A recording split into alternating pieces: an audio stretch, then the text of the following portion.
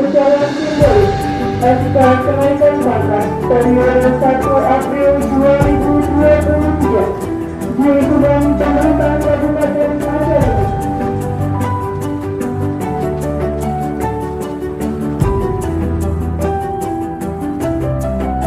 Lapor apel gabungan sekaligus penyerahan SK pangkat periode 1 April 2023. Siap melaksanakan?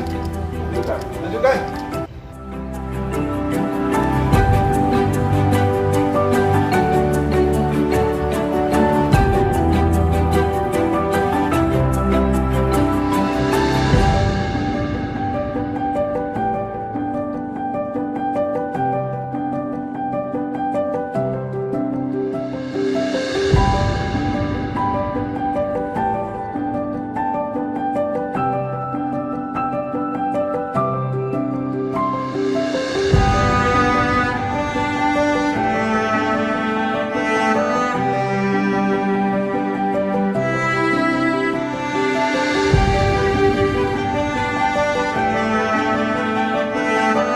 Pelajari apa yang menjadi tupoksi kita, tingkatkan kinerja, dan tingkatkan juga loyalitas, merasa sebagai satu kesatuan di dalam ASN ini.